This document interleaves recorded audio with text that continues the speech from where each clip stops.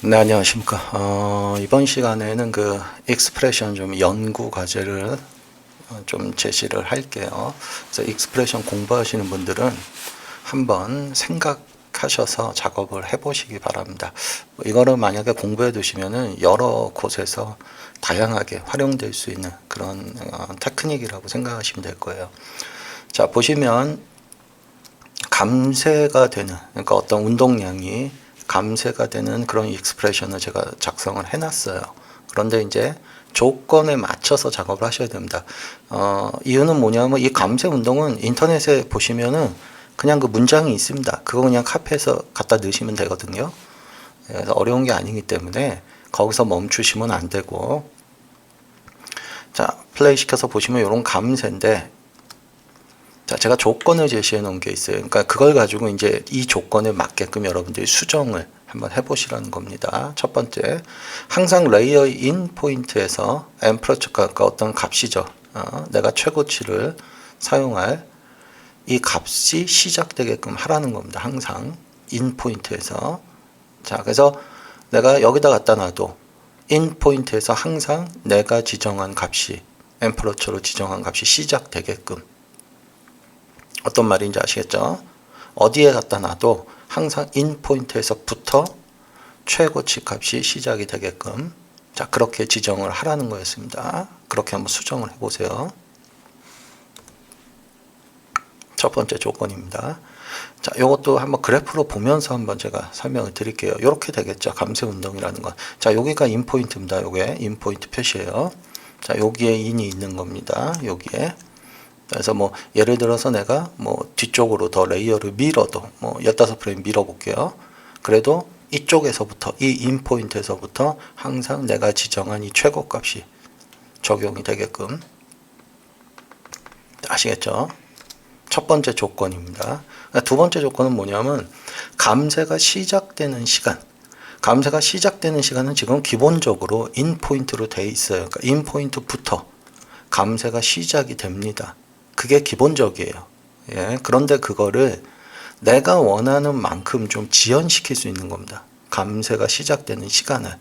다시 말해서 여기가 인인데 여기서부터 감쇄되면 너무 빨라서 나는 뭐 예를 들어서 여기서부터만 3초 정도까지는 감쇄가 시작이 안 되고 이 3초, 여기서부터 인 포인트부터 3초 지난 이 부분부터 감쇄가 시작되게 하고 싶다.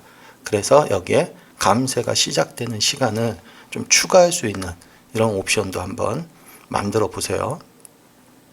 자, 그래서 여기서부터 1초, 2초, 3초, 여기서부터 이제 감쇄가 진행이 됩니다. 다시 말해서 여기는 계속해서 감쇄 없이 진자 운동을 한다는 거예요.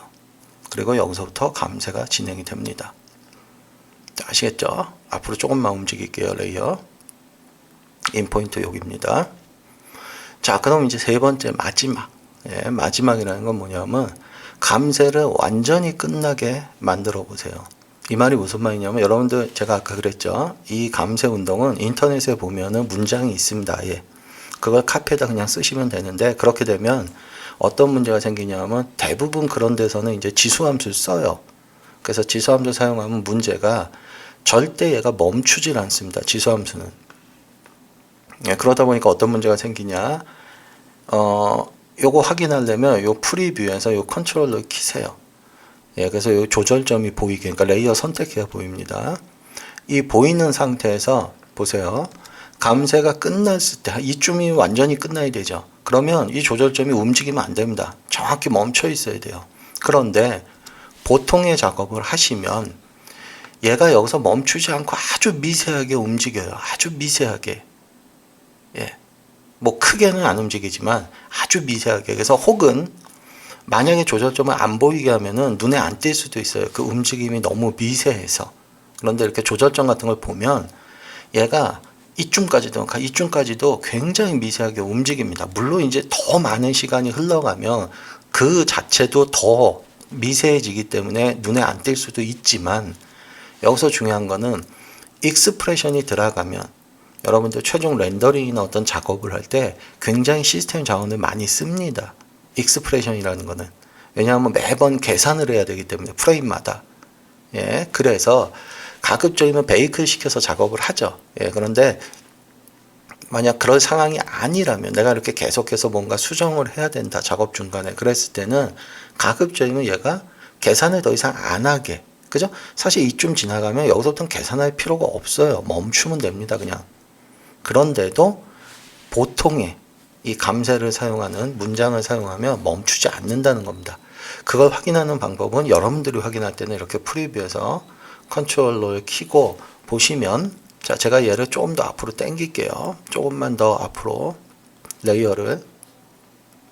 자, 이쯤입니다. 그러면 아무리 길게 가도 이쯤까지 가면, 그죠? 이거 멈춰야 됩니다.